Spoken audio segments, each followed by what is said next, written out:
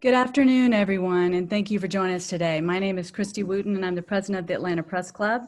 Thank you for joining us today for our online check-in event, Women Decide 2020, as we welcome several guests today to discuss issues surrounding the upcoming elections.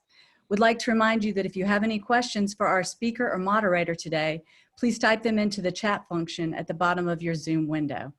We have so much wonderful material to cover today. We may run a few minutes long.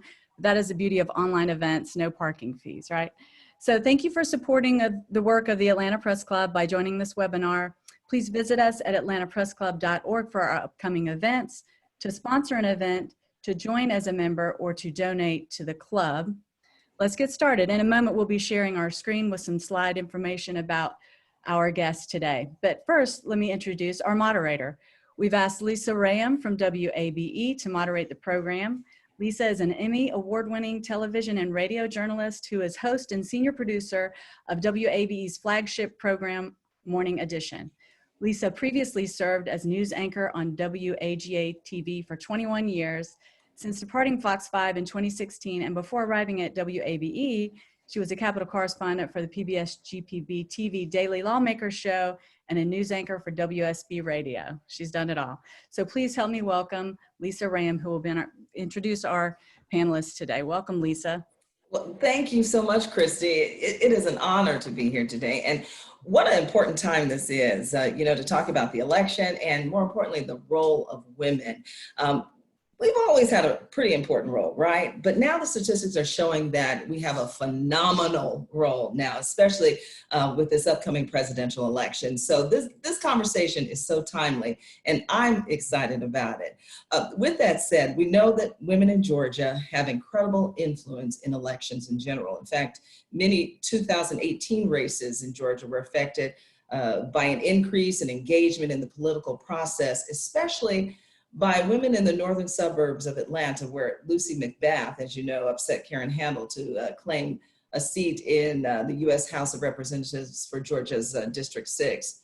Well, today's event was inspired by a November 2019 article. It was called "A Reckoning in Atlanta Suburbs and How It Could Shape 2020," and it was written by AJC political reporter Greg Bluestein, who will be joining us later in the program to give an update on that story and just how it really sparked this conversation, and hopefully we'll engage all of you today. So with that said, let's introduce all of our wonderful panelists. With us this afternoon is Lakeitha Daniels Carlos. Lakeitha is an attorney who serves as Chief of Staff to DeKalb County CEO Michael Thurman. Welcome, Lakeitha. Next, we have Carla Jacobs. Carla was featured in the 2019 AJC story and is a writer, activist, organizer who serves on the Georgia Commission on Women and represents the Commission on the Criminal Justice Coordinating Council statewide Human Trafficking Task Force. Thank you so much for being here today, Carla. Gina Sinoni, welcome you. Gina is a former corporate executive and Clinton administrative appointee. She was part of the White House team that started AmeriCorps. She recently combined her lifelong interest in women's leadership and love of politics to found Her Term, a collaboration built by women to elect women. Hello, Gina. And finally, we have Sunita Tice. Sunita was featured in that article I just referred to and is a communications executive who currently serves at the Women's Public Leadership Network. Sunita is actively involved in coordinating efforts to engage millennial women in the political process. Welcome to you all, and thank you all for what you do in the community and forwarding the women's movement, so to speak. So let's begin the discussion. Are you ready? Recently, we've been hearing a lot about the term suburban women and how suburban women are the key and how they're becoming more engaged and how they're more important in this political process. Let's begin by talking about that term specifically, suburban women. Is it a little sexist? Is it relevant? And is it important to the discussion of 2020 politics? Gina, I'll begin with you. Great. Thanks, Lisa. It's a pleasure to be here, and I'm excited to be part of this program, and what a great topic.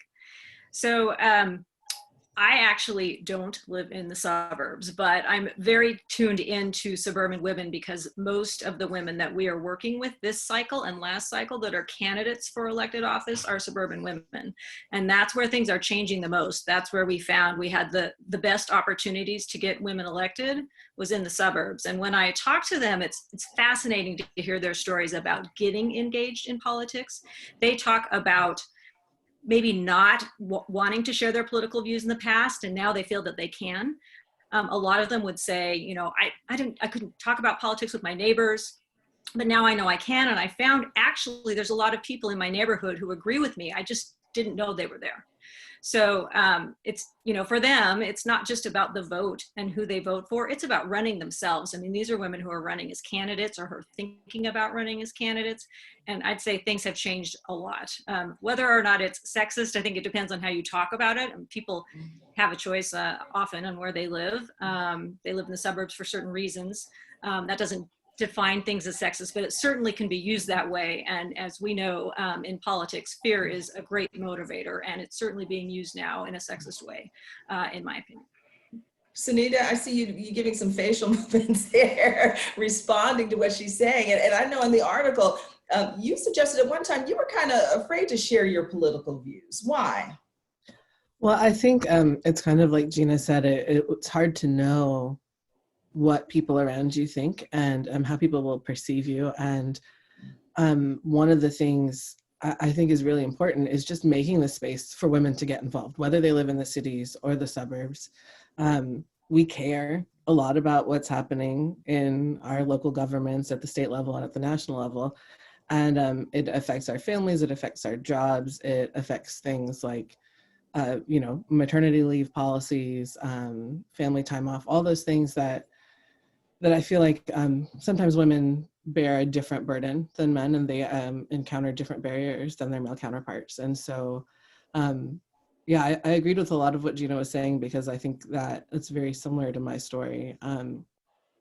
But I wanted to get involved more in politics, and specifically in getting women my age involved, because I felt like we weren't being represented, our voices weren't being represented at a lot of these conversations, and a lot of the tables where decisions are being made.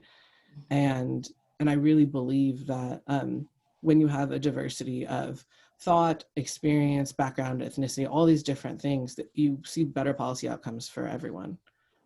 With that said, let's head to DeKalb County. In Lakeitha, always there's a drive here or there to get people registered, specifically women. Are women responding to the call in DeKalb County? Absolutely. I think women are responding to the call, not just in DeKalb, but I think all throughout the metro region. As we know, women have been on the forefront, whether they are in front of the podium or behind the podium, sort of since the beginning of time. And so I think women are now taking the opportunity to step more out of the shadows and into the spotlight, not just by running for elected office. And that's amazing that they're doing that, particularly across the DeKalb County. But they are motivating others to vote. They are registering other voters by the thousands. They are participating in nonprofit organizations and social organizations, championing social justice efforts in order to make sure that people come out in droves in November. With that said, Carla, you do a lot of work on social media, and that I'm sure that term suburban female or suburban voter pops up a whole lot. Is that discouraging some people to think that their voice, inner city, for example, to think that their voice is not as important and that their vote is not sought after, so to speak? I don't know. I can speak for, my friends here in Marietta and Cobb County, and not really, whether somebody else feels left out. But I think one of the reasons that suburban women are getting a lot of attention right now is our views are shifting. In a lot of metro areas, we were a reliable Republican vote for a long time. And I think a lot of what is grabbing people's attention about us right now is because over the last few election cycles, we've been moving to the left. And so, I don't know that we're listened to more than any other group of women. I just think that as our views are changing and as our votes have shifted over the last, 2, 3, 4 election cycles, people are wondering, where we're going to go in 2020. Lisa, if I can, I know one of the things that I wanted to make sure that I said in response to your original question about whether or not the term suburban is offensive or has a negative connotation. I think that throughout the years, it has sort of been used as a code word or seen as exclusionary to others. I think that African-American women have not been seen as suburban women. And sort of has been used as a term to carve out those in a particular race, socioeconomic status, or education level. And so when you talk about what do suburban women think, most writers of the past are not talking about what does the 35-year-old Black woman who's a homeowner in East Cobb is thinking. They're thinking, what do white women the ages of 25 and 40 with 2 kids and a picket fence and 1 or more terminal degrees in the house think? And so I think that there is or has been a negative connotation associated with that word, and it's been highly exclusionary to others of other races and economic status. So then how did Black women enter into the conversation? Because they are a major part of the conversation, because you have a lot of the major candidates zeroing in on the African-American woman, especially with this upcoming presidential election. Absolutely. I mean, I think that over the last 4 years, you have seen a huge onset of minority participation in running for office. I think that the Obama effect definitely got Black people and Black women specifically even more involved than they have been. I mean, and they're not new to the conversation, obviously. We can go as far back as Ida B. Wells and her attempt to pull back the cover on the story of lynching in America, to Shirley B. Chisholm running for president, to now having Kamala Harris poised to perhaps be the first Black female vice president of the United States. I think that Black women have always been a part of the conversation, but I think society is now catching up with the work that Black women have been doing. And they are being given seats at the table where before they were having to sort of create their own seats, bring their own table, if you will, and pull up a chair. And now society is sort of catching up with that. And what has happened in 2020 in terms of social justice reform and sort of what we're seeing as a shift in America is adding to that as well. So then how do we bring more women to the table, to have a seat at the table from all walks of life. And Sunita and Gina, I'll ask both of you this question because Sunita, your political views kind of shifted from time to time. How do we bring more conservative women into the overall conversation? I think we have to recognize that women have different barriers in political spaces.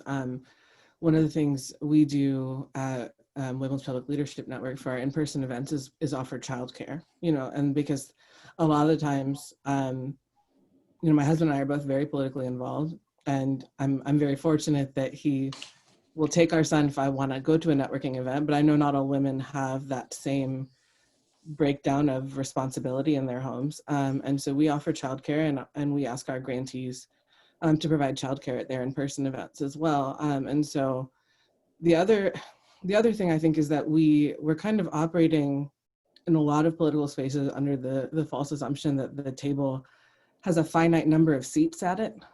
And it's not like if more women are at the table necessarily there need to be less men, or if more women from the suburbs, it means there's less women from the cities. We're actually saying that we want more voices to contribute to the conversation. And we're, to continue the table metaphor, we just need a bigger table so that more people can be involved in the conversation. Gina, I'll ask you as well. How do you make more room at that bigger table that Sunita just referred to? Yeah, it's a great point. I think the number one thing with women is they need to be asked and encouraged, especially to run for office. I mean, actually today, Georgia ranks as one of the highest states for the participation of women as voters. For the past 6 years, Georgia's been like in first or fifth place for the percentage of voters. It's around 55% of the voters in Georgia are women. So women are voting, which is great. I mean, everybody should vote. I hope that men vote too. But as for running for office, the reason that I started her term is because women are much less likely to run. It's not that they can't win when they run, it's that they don't run. And they need to be asked and encouraged. A woman needs to be asked, 7 times before she'll think about running. I've asked so many women I admire. That's our job at her term is to identify women leaders and ask them to run for office. And for many of them, they've never been asked before and they've never thought about it. It doesn't feel good to them. But after they start thinking about it and you tell them, hey, you're advocating for this change, perhaps you should run for office, because then instead of trying to advocate from the outside, you can actually sit at the table, like Sunita said, and make the rules. You get to make the laws. And that's an appealing opportunity for women. And sometimes it takes them months and then they come back to me and they're like, yeah, actually, I want to do it. So really just the biggest thing we can do is ask and support and encourage, and because they do face a lot more barriers. So we need to be there for them and encourage them along the way. Like you said, ask and don't stop asking, keep asking. Carla, you serve on the Georgia Commission on Women, and I'm sure that you get a wide array of women with different political views and concerns and issues. How has that affected you? Looking into this upcoming election, how has that possibly changed your political views, widened your political views, enlightened you a little? Well, on the Georgia Commission on Women, we were formed by statute. So we are we're a state agency. We are appointed, there are 15 of us. We're appointed by the governor, the lieutenant governor, and the Speaker of the House. And by statute, we are nonpartisan. And so that, and we're very serious about being nonpartisan because we feel like we represent all women of Georgia. Democratic women, Republican women, independents, don't pay attention to politics. We are representing all of them. And so we worked really hard to find the middle ground. There are issues that are extremely polarizing. And so we just kind of leave those to the side, and we join together with lots of different groups across the aisle to work on things like human trafficking. We work on the human trafficking issue. We are tackling maternal infant mortality. We're looking at other women's health issues, encouraging women to vote and get out and be part of the process. And what that's really done is it's made me pay attention to people who don't believe the same way I do. And it's really given me an opportunity to work with people on both sides of the aisle and see them work together.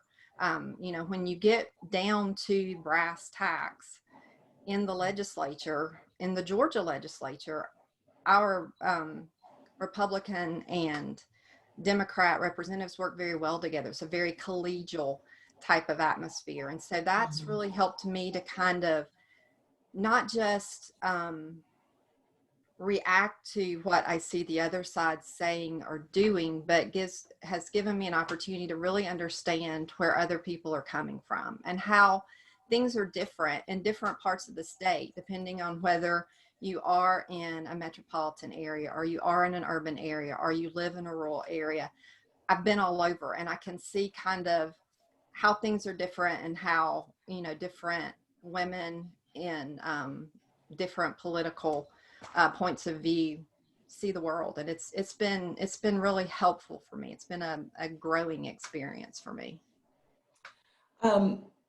Enter social media and how that's affecting views today.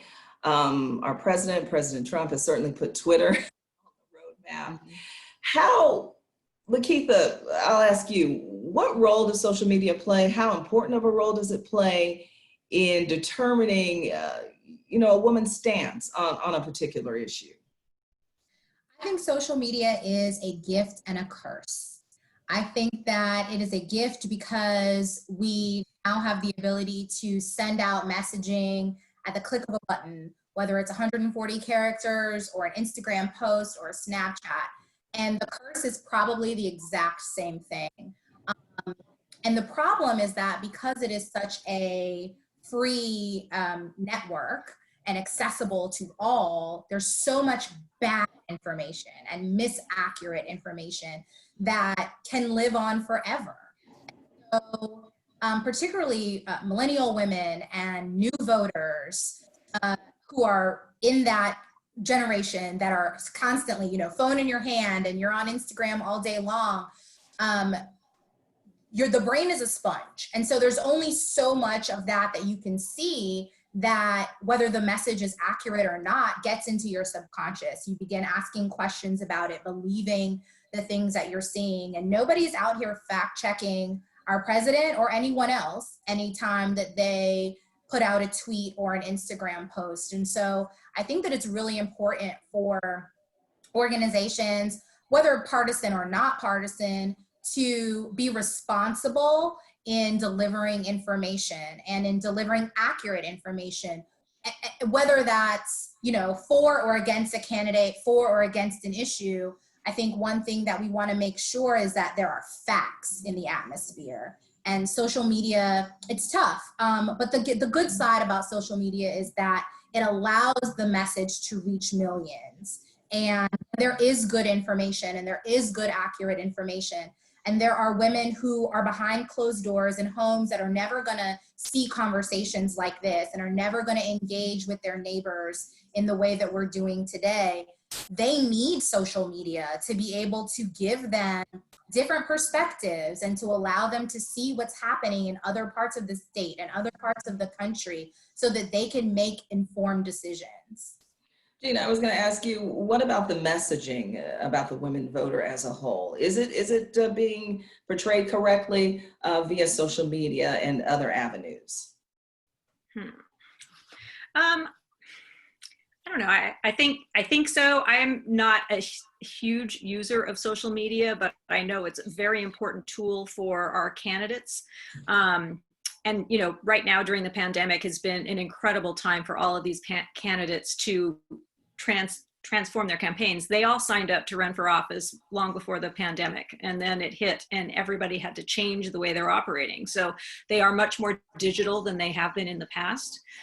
They are having to find creative ways to reach out to voters. They can't knock on doors in the way that they were doing so. They can't hold campaign events in the way that they intended to.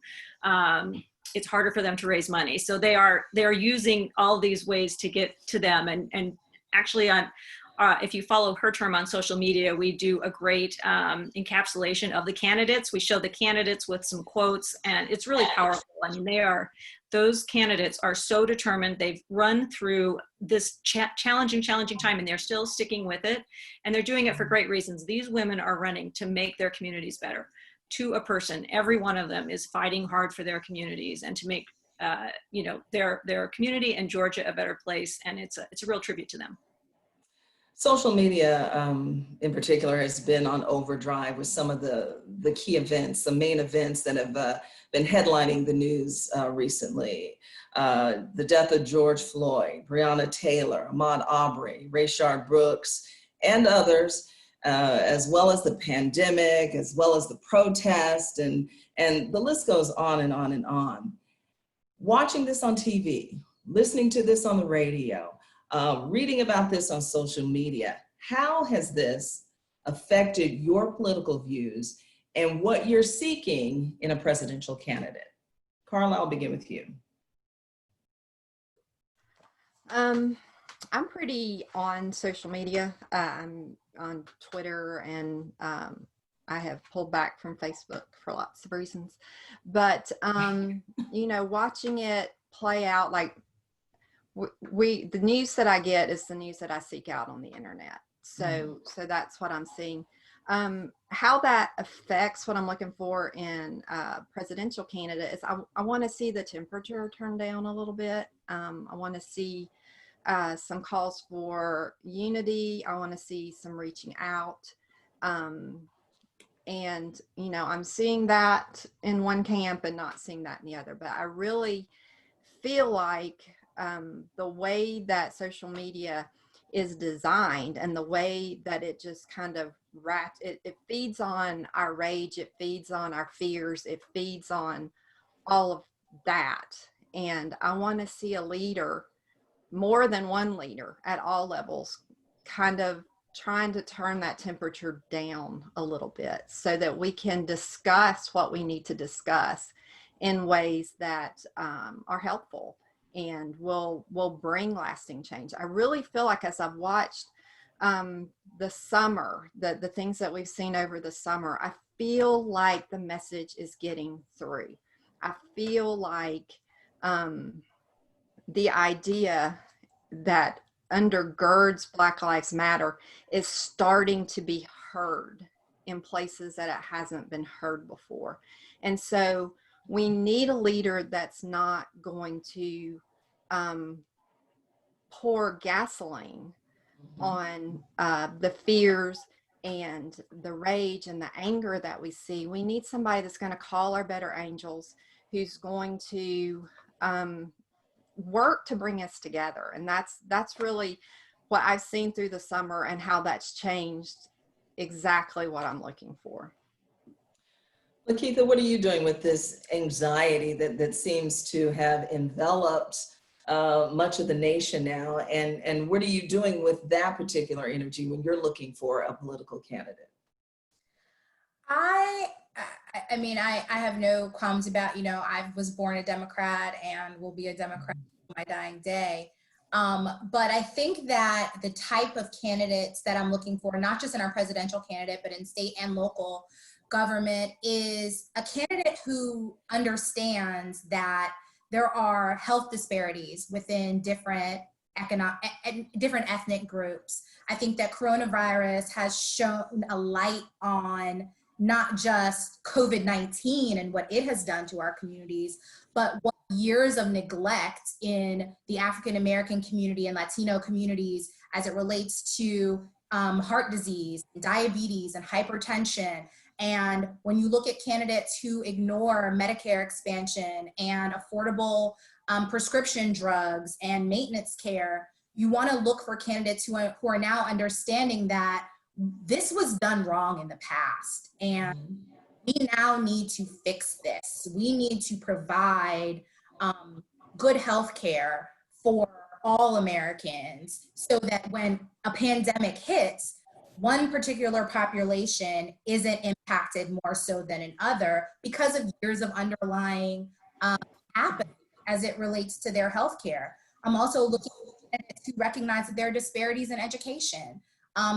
We've been homeschooling. I'm sitting here doing this live in my makeshift classroom that I've made in my home for my 6-year-old, because this is where we are. But what we now see is that the digital divide has just been widened. We've got students who can't get access to laptops, and the school may give you laptops, but where's the Wi-Fi? There's no Wi-Fi in a community, let alone in a home, for students to be able to continue on with their education. And so there's a lot of anxiety around what this means for us as a society, and we need to be looking on every level, like I said, local, state, and particularly for the next inhabitant of the White House, so that we know that somebody is going to be looking at each layer of our issues.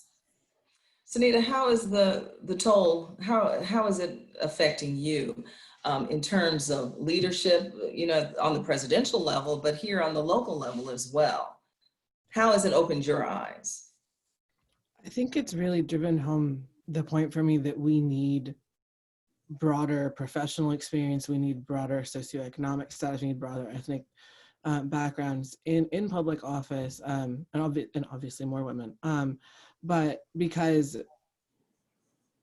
when we have people who aren't necessarily medical professionals making medical decisions on behalf of their constituents, or we have people who aren't parents trying to decide what is going to happen in our schools, or we have, I think that our everyday experiences can really contribute to a more compassionate understanding of what people in our communities need.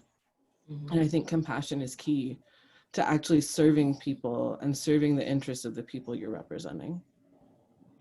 Former First Lady Michelle Obama went as far as to say she was feeling a little depressed. Gina, how has the current climate that we discussed taken a toll on you, and how are you looking ahead to leadership? It's a great question. I guess I have a range of emotions. I'm naturally an optimist, and I'm very inspired by the Black Lives Matter movement. I'm so encouraged that so many more people are taking part than have in the past. Like Carla said, I hope that we see change now. It's important for everybody to remain active and keep going, because we're not probably seeing as much change as some of us want to see. The pandemic has definitely been challenging, but I'm very fortunate to have food on the table and a roof over my head, and I have a ton of empathy for the people who are impacted so much more than I am, who are essential workers and have to, be out in public on a routine basis, or are having trouble getting food on the table. And, I think that we need better leaders to get us through a movement like this. And so I'm happy that I'm doing something that I feel makes a big difference in that regard, that, her term has 25 candidates right now that are, all working to make their communities better. So it's a mix, but I actually have a lot of optimism that there is hopefully some change coming around racial justice, hopefully about clearly healthcare and climate change, as well as, on the top of everybody's minds with the fires and the hurricane right now. Thank you, Gina, and all of you. Thank you. Thank you, everyone, for those great answers. And thank you, Lisa. We'll be back to you all in just a minute with some more questions that we have, as well as some questions from the audience. But first, I want to share the screen again and bring on our special guest today, Greg Bluestein from the Atlanta Journal-Constitution. So we'll do this now and have Greg talk about the article and also talk about changes he has seen in polling and other statistics this year as we get closer to the election.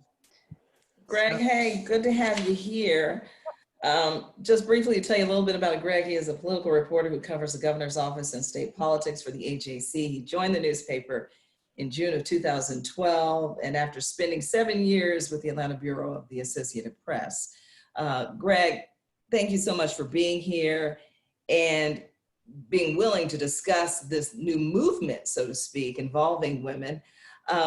What prompted you to write this article about reckoning in Atlanta suburbs last year?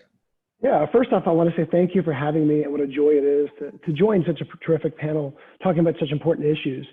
So I wanted to write the story because the suburban shakeup is one of the most seismic trends, probably the most seismic trend in Georgia politics since I started covering this beat about 15 years ago.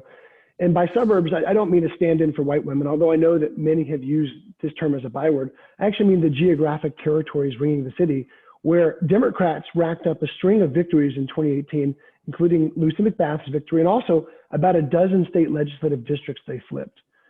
It's also the epicenter of my background. I grew up in Sandy Springs. I moved to Roswell in high school. I married an East Cobb native, and now I live in Dunwoody. And I've seen the political shift around my community. I mean, my high school classmate flipped a Dunwoody-based district in the Georgia House 2 years ago that's been in Republican hands for decades. He lives right down the street from me. He's part of a giant shift, because even as rural areas in Georgia are growing more and more reliably Republican, as you can see by that map, the suburbs north of I-285 are now the state's most competitive political battleground. And that's due in large part to the women who live there. Polls show a giant gender gap, some double-digit gender gaps in the 2018 elections as well as the 2020 elections. If Republicans face a reckoning in Georgia in November, it's likely because suburban women who used to vote Republican are fed up with President Trump and his allies. And if Republicans make a comeback, it would likely be because of suburban women who worry about Joe Biden's views on the economy, law and order, other pivotal issues that Republicans are trying to make a big deal about. So that's why I kind of wanted to tell the story by taking a deeper look at the changing political views of 3 women I featured in the story, and 2 of whom are here with us today. Well, you know, polling changes day to day, minute by minute, actually. Can you walk us through the latest changes? Is that gap getting larger? I mean, can you tell at this point? I mean, what do you use to gauge that? Yeah, let's first go back to 2018, because what we saw in 2018 was a massive demographic shift and a double-digit gender gap. And both those factors play into the 2020 vote. So polls show women in the community circling Atlanta helped Stacey Abrams nearly win the governor's race in 2018. She captured 51% of the suburban vote. That's 5 points more than Hillary Clinton did in 2016. And Democrats believe they have room to expand that margin this year. Trump's predictions of suburban chaos have not yet worked as well as he's wanted in the suburbs, which is why he's shifting his message more toward the economy, one area where he's polling better than Joe Biden in this final stretch. Here's one example, and this is not a Georgia one, but it's a recent New York Times poll across 4 battleground states. It shows Biden has a solid lead over Trump among suburban voters, and majorities of voters in the suburbs of Wisconsin and Minnesota say they're not worried about some of the issues that he's seized upon, like an influx of subsidized housing developments. What they are worried about is the economy, and that's one issue where polls show voters give Trump the edge over Biden, I should say.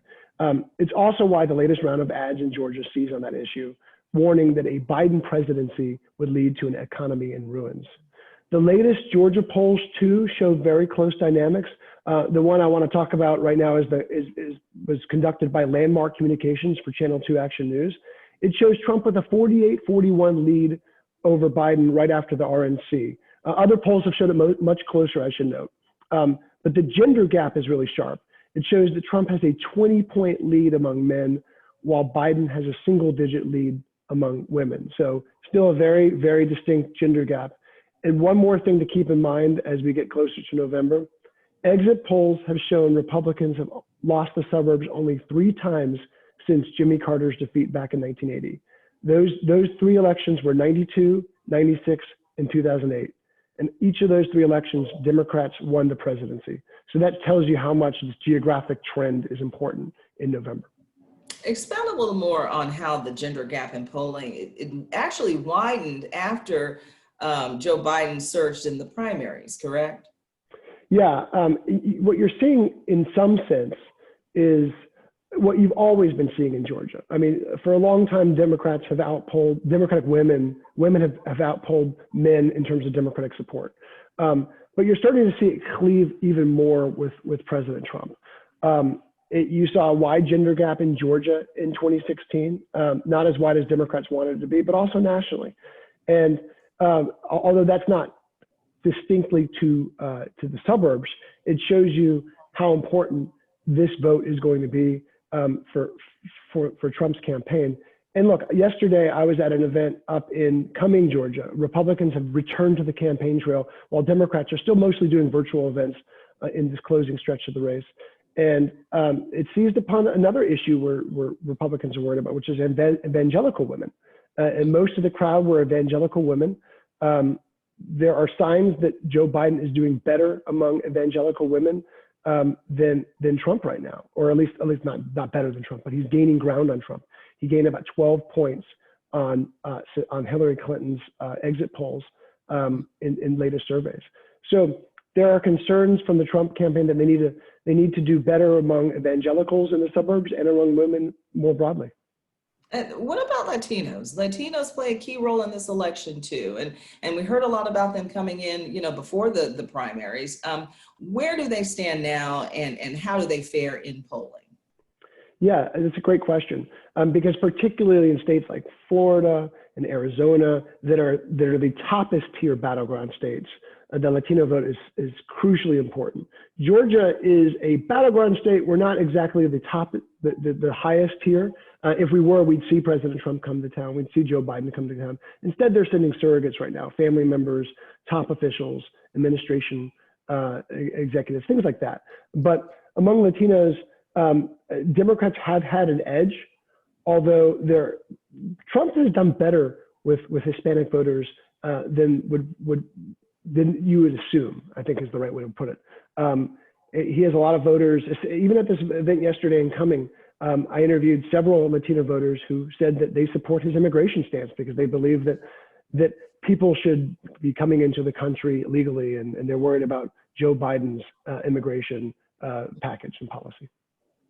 So for you, almost a year later since you did the article, correct? What is the major takeaway from the polling in terms of women and where we stand now here in Georgia? Yeah, I think it reminds us that there's lots of battlegrounds over the state. There's some swing counties that are really going to be interesting to follow down in middle Georgia. And of course, rural voters, every voting block is important. But the real fights are being waged, and the tensest fights are going to be waged in the 6th and 7th district. The 6th district is where Lucy McBath defeated Karen Handel 2 years ago. That's the home of the John Ossoff race in 2017, that special election. And also in the 7th district, which was home of the tightest U.S. House contest in the nation 2 years ago. Just a few hundred votes separated Rob Woodall and Carolyn Bardot. Rob Woodall decided not to run for re-election again. Now it's a race between Carolyn Bardot and Republican Rich McCormick. And you can see with following the investment of the national parties, they're spending gobs of money right now to either defend or try to flip those states. It shows you this is where the action's happening. This is where the presidential candidates will visit. There's a reason why Eric Trump made a beeline to Cumming, Georgia yesterday. And there's a reason why if Joe Biden visits, he'll go to Manuals, he'll go to the city, but I'd expect him to go to Gwinnett County too. I know this is relative, but if the presidential election was held today, what role do you see women playing in those final numbers, or what surge do you think that they would have if that election were held today? Yeah, Democratic hopes of flipping Georgia rests on expanding that gender gap among women. White men are solidly behind, polls show them solidly behind President Trump. African-American voters, especially Black women, are the backbone of the Democratic Party. And so there's not that many undecided voters left to try to appeal to. So instead, what you're seeing both parties do is energize those voters who might be turned off by the race, who might be, just disgusted with the entire election. And so they're going to be going after voters who, might have skipped the 2018 election or the 2016 election.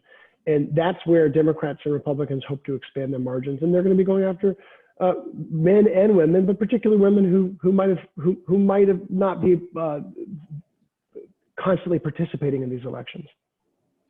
Greg, thank you so much for navigating us through all of that. Stick with us because we're going to open up the floor to questions in a moment. But Carla, Gina, Sunita, and Lakeitha, you were all listening attentively. Are you surprised or not so surprised by the findings? Carla? I was surprised that the gender gap with women and Trump versus Biden was not larger. Mhm. Why? Why is that? I feel like women are done with Donald Trump, and so I thought that Biden would have a larger advantage than what Greg mentioned in the polling. Gina, your thoughts? Yeah, I mean, that was one poll that's getting a lot of attention. I think all the other polls show a pretty wide gender gap. There's a huge gender gap all around the country. Candidates often get a bounce right after a convention. So we'll see what the next polls say. I expect the gender gap to increase from that one, and it has remained stable in other polls around the country and in other polls in Georgia. Most of the women I talk to feel exactly the way Carla said. They're just done with the president. They're outraged at what's happening. They don't even have words to describe it. So I believe that it will remain strong in this election. And I also think, just to get at another point, I mean, I have many friends who will admit to me, I'm anxious for people to vote and have been working in politics for a long time. So they will admit to me they didn't vote in 2016, and they are voting all the time now. So turnout should be strong. This election, it was very strong for Democrats in 2018. What we saw in the primaries here in Georgia was, 400% more than the primaries in 2016. I mean, it's shaping up to be a very large turnout election, especially for Democrats. Sunita, are you on board with the findings there and how the map looks, so to speak? Yeah, it's not shocking to me when I talk to a lot of my peers. I think across the political aisle, we're done, and we're kind of. I mean, personally, and I think from a lot of my friends, we're just tired of it. And to the point Carla made earlier, I'd really like to see someone who wants people to be united and not divided. Lakeitha, I'll end with you. Your thoughts? Like Sunita, I'm not surprised by the numbers or by the sort of width in the gender gap, or that it's not as large as I think it truly is. I think that a lot of women are, those of us who are here can talk about this, and we are sort of free to have that conversation with our friends and families, but there is a whole population of women who aren't saying anything. They're not Greg's polls, they're not talking about this around the water cooler, and it's because they are homemakers who are reliant upon their husband or spouse's dollar and therefore view of life, or whether they are at a precarious point in their professional career and don't want to have their political opinions exposed. We're already dealing with, still no equal pay for equal work as far as women go. And so I think that it's challenging sometimes for women to be forthcoming with what their views are. What we have to do is make sure that they are empowered on election day. I don't care what you think or what you say on any day before November 3rd. I want you to go into that booth and pull that lever or push that button or poke that pole. I don't want any hanging chads. I'm from Florida, so I remember that. Don't we all? Yeah. I think if we can get you to vote your conscience when you get into that polling place, then that's what's important. But I think that the poll numbers, and they reflect a whole group of people who are just not comfortable saying in public what they really think. So many people aren't comfortable. And Greg, I saw you nodding your head there. In polling, I guess you find that women will say they'll vote for a particular candidate. Are they hesitant to tell you why? Yeah, and look, we saw in 2016 how unreliable polling can be. So it's not the only metric we look at, but it is a very important metric. And the AJC has its own poll that should be out next week that will delve more into these details. But you're right, I mean, relying on a poll that came out right after the RNC, that's the most recent one we have, might not show the whole picture, probably doesn't show the whole picture. But yeah, people in general are very skeptical. And I remember having an interview on, I think it was the Sunday before the November election back in 2016 with a Congress member who told me candidly that he was called for a poll and pretended to be an Asian American who was voting for the Libertarian, just to like throw off the pollster. So that happens more than we think. All right, I think it's time for some questions, right, Christy? Great. Thank you. Yes, Lisa. So we have one from Tamar Holloman at the AJC. She is directing a question to Sunita and Carla for your opinion. She says, President Trump has sharpened a law and order message over the last few months, especially during the convention to woo what he is calling suburban women. What do you two make of that message? Does it resonate with you or your friends? So the law and order message specifically directed at suburban women. I can jump in. I think this goes back to what Lakeitha was saying about identifying suburban women with a very specific and narrow understanding.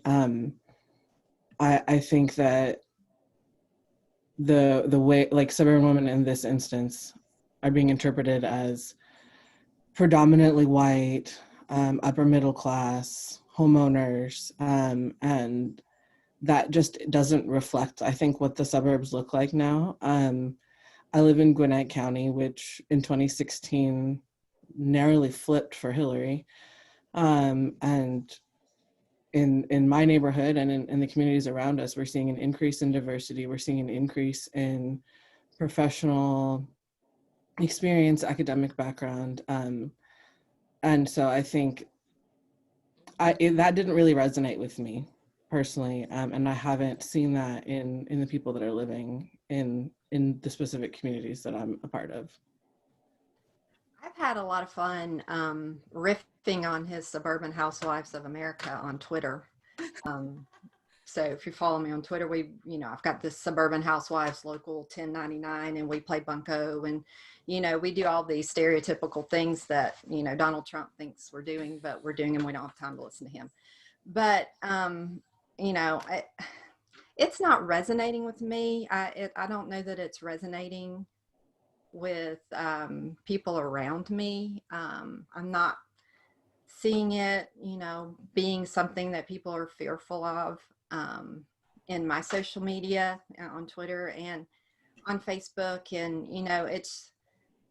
it's an obvious ploy. It's obvious fear mongering. And I just feel like women are smarter than that. And it's kind of insulting, I think, some of the message that has been put at us. And, and I'm still trying to figure out how I'm supposed to be afraid of Cory Booker. I mean, he keeps putting, him up there as this scary person. And as someone on my Facebook said, he's the senator most likely to show up at your house unannounced and do your taxes. I mean, he's a nice guy. And I don't know, that I think that tack that he's trying to take is backfiring. Thank you for that. We have another question.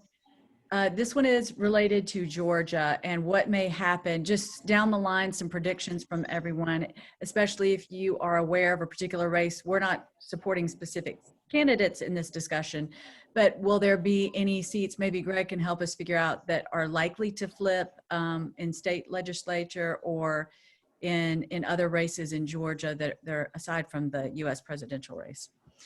Flip in terms of, either way. Yeah, I can jump in real quick. Democrats are aiming to flip 16 state House seats to take control of the chamber. And what they're doing is they're targeting all these sort of inner and outer suburban seats that are they're very competitive 2 years ago, that they didn't flip 2 years ago. They're aiming for seats in Cobb and Gwinnett counties. There's one sort of inside the perimeter Republican left, Deborah Silcox, who they're aiming for. And Republicans, meanwhile, are trying to take back some of the suburban seats they lost in 18, some of them in the sort of outer suburbs closer to North Fulton County, and sort of central or east central Cobb, as well as there's a few Democrats in rural areas still where, especially Democrats were in districts that Trump won, where they're aiming for. And so those are the state legislative seats up for grabs that are going to be really focused on. There's a few in the state Senate as well. And then, of course, congressional races. We mentioned Lucy Macbeth and Karen Handel's rematch.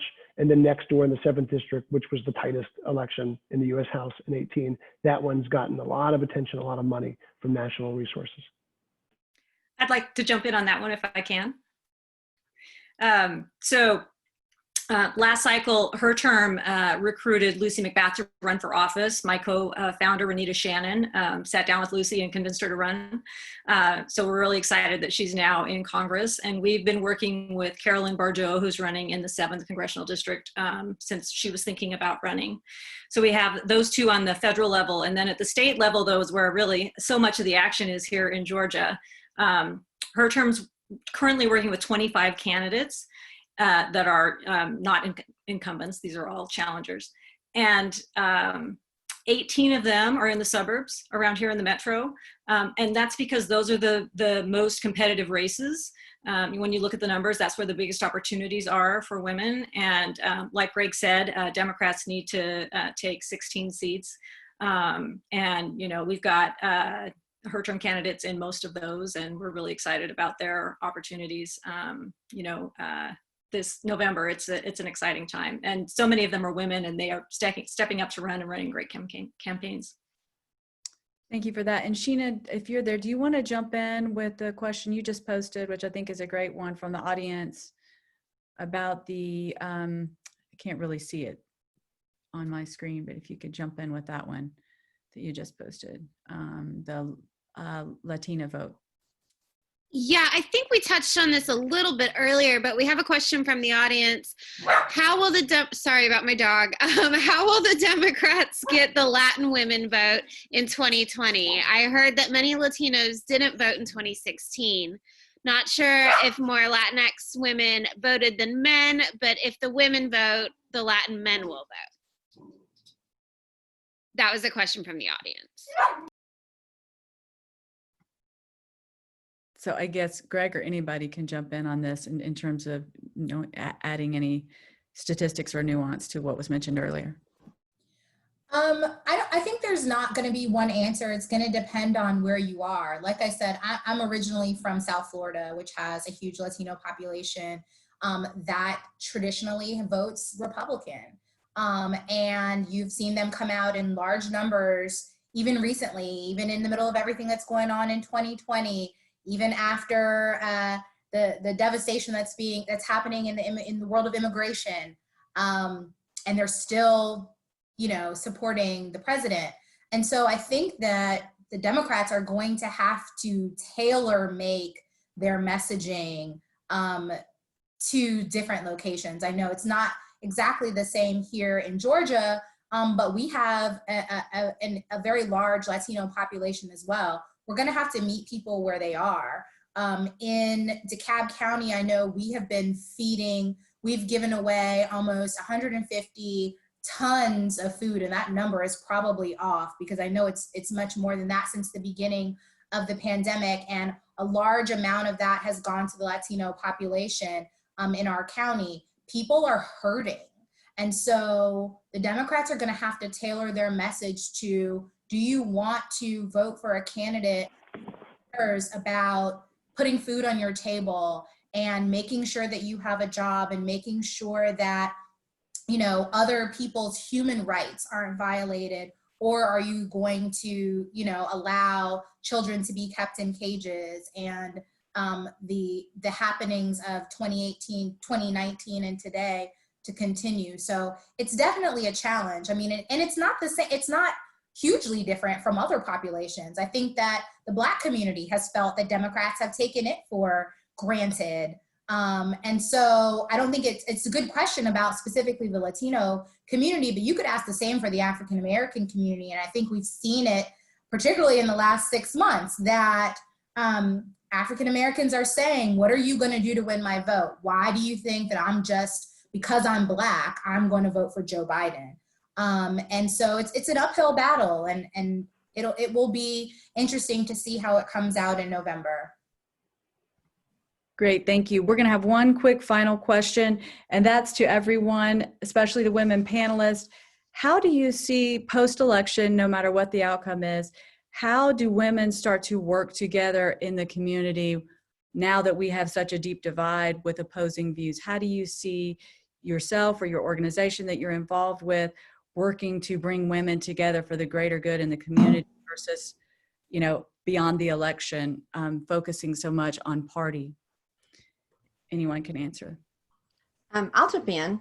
I think that where we'll see the most action is if we start to focus locally in our local communities, getting involved with our school boards, paying attention to you know, what's going on with our local commissioners and figuring out what are the things that we're most passionate about, and digging in with our neighbors and working on those. Because I really feel like if we can tune out what's happening in Washington and the noise that seems to be happening at the national level, if we will focus in our local communities, we'll find ways that we can work together with people all across the political spectrum. Perfect. Thank you so much. Thank you everybody for being here today. I just wanted to let you know that we are doing the Atlanta Press Club Loudermilk Young Debate Series on October 12th, 13th, and 19th. So check our website at atlantapressclub.org for all the details of times on all those debates. Greg is involved with that, as some other great journalists in Atlanta. Thanks everybody for being here today. Thank you for supporting the work of the Atlanta Press Club. We especially want to thank our moderator today, Lisa Ram from WABE, for moderating the conversation. Thank you, Lisa. Thank you. It was a pleasure. Thank you also to our panelists, Lakeitha Carlos, Carla Jacobs, Gina Sinoni, and Sunita Tice. And of course, our special guest, Greg Bluestein from the AJC, for participating today. Please note that this event will be available to view online later. You can share that. If you want to learn more about us, like I said, you can go to our website, you can donate, you can become a member if you're not already, you can sponsor events, and you can see our upcoming events, including the debates. So thanks everybody for joining us. Visit atlantapressclub.org and we'll see you soon. Appreciate it. Thank you. Thank you. Thank you all. It was a pleasure meeting all of you. You were great. Thank you.